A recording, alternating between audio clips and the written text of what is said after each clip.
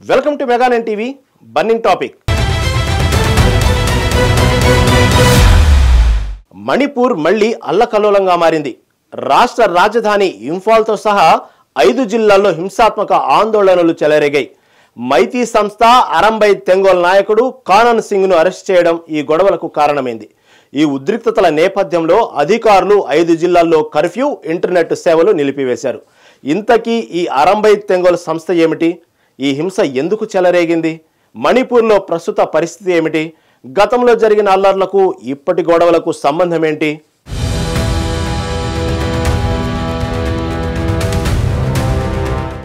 మణిపూర్లో కొనసాగుతున్న మైతీ, కుకీ, జో జాతుల మధ్య హింస మళ్లీ ఉధృతమైంది. ఈ హింసలో ఇప్పటి వరకు 260 మందికి పైగా మరణించారు. దాదాపు 60,000 మంది నిరాశ్రయులయ్యారు. తాజాగా మైతీ సంస్థ అరంబై తెంగోల్ నాయకుడు కానన్ సింగ్ తో సహా 5 సభ్యులను కేంద్ర దర్యాప్తు సంస్థ, జాతీయ దర్యాప్తు సంస్థ ఇంఫాల్ విమానాశ్రయంలో అరెస్టు చేశాయి. కానన్ సింగ్ గతంలో మణిపూర్ పోలీసు కమాండో విభాగంలో హెడ్ కానిస్టేబుల్ గా పనిచేశాడు. 2024 ఫిబ్రవరిలో ఒక సీనియర్ పోలీస్ అధికారి ఇంటిపై దాడి, కిడ్నాప్ కేసులో నిందితుడుగా ఉన్నాడు. డ్యూటీలో నిర్లక్ష్యంగా ఉన్న కారణంగా పోలీసు ఉద్యోగం నుంచి సస్పెండ్ అయ్యాడు. అరంబై తెంగోల్ సంస్థ మైతీ సంస్కృతిని పరిరక్షించే సాంస్కృతిక సంస్థగా మొదలై ఆ తరువాత వివాదాస్పద సంస్థగా మారింది. ఇందులో కీలక నాయకుడే కానన్ సింగ్. 2023లో మణిపూర్ హింసలో ఈ సంస్థ సభ్యులు 6,000కు పైగా ఆయుధాలను రాష్ట్ర ఆయుధాగారాల నుంచి దొంగిలించారని, కుకీ, జో గ్రామాలపై దాడులు చేశారని ఆరోపణలు ఉన్నాయి. కానన్ సింగ్ అరెస్టు వార్త వ్యాపించడంతో ఇంఫాల్లో ఆందోళనలు మొదలయ్యాయి.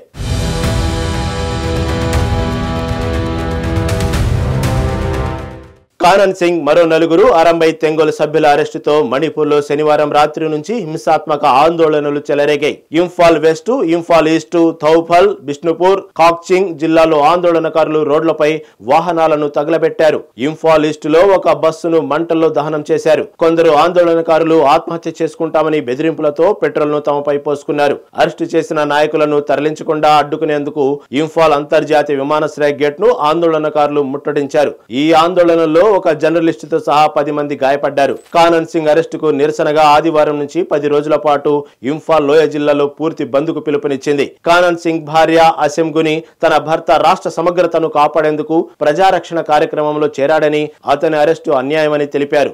ఈ హింసాత్మక ఆందోళనలు మణిపూర్లో ఇప్పటికే ఉన్న జాతి ఉద్రిక్తతలకు మరింత తీవ్రతరం చేశాయి.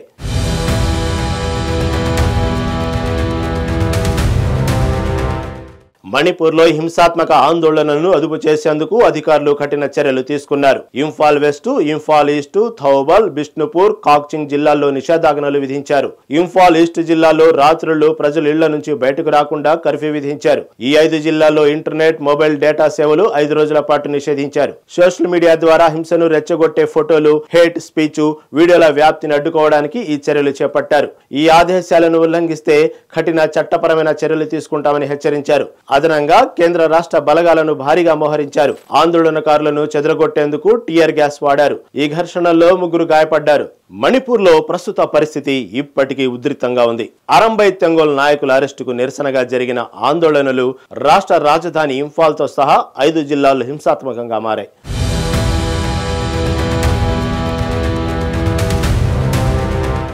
ఈ ఆందోళనల నేపథ్యంలో 25 మంది శాసనసభ్యులు, ఒక ఎంపీ ఆదివారం రాష్ట్ర గవర్నర్ అజయ్ కుమార్ భల్లాను కలిసి ఈ హింస రాష్ట్రంలో ఎన్నికైన ప్రభుత్వాన్ని పునరుద్ధరించే అంశంపై చర్చించారు. 2023 మే నుంచి మైతీ, కుకీ, జో జాతుల మధ్య జరుగుతున్న హింస కారణంగా మణిపూర్లో రాజకీయ సంక్షోభం నెలకొంది. ఈ ఏడాది ఫిబ్రవరి 13న ముఖ్యమంత్రి ఎన్ బీరెన్ సింగ్ రాజీనామాతో రాష్ట్రంలో రాష్ట్రపతి పాలన విధించారు. ఈ హింసల కారణంగా 2023 నుంచి జరుగుతున్న కేసుల విచారణను మణిపూర్ నుంచి గౌహతికి తరలించారు. గతంలో మాజీ ముఖ్యమంత్రి బీరెన్ సింగ్ మణిపూర్ హింసకు అక్రమ వలసలు, డ్రగ్స్ వ్యాపారం ప్రధాన కారణాలని ఆరోపించారు. అరంబై తెంగోల్ సంస్థ, కుకీ, జో సంఘాలపై దాడులతో పాటు రాష్ట్రంలో హింసను రెచ్చగొట్టడంలో ఇవి ముఖ్య పాత్ర పోషించినట్టు ఆరోపణలు ఉన్నాయి.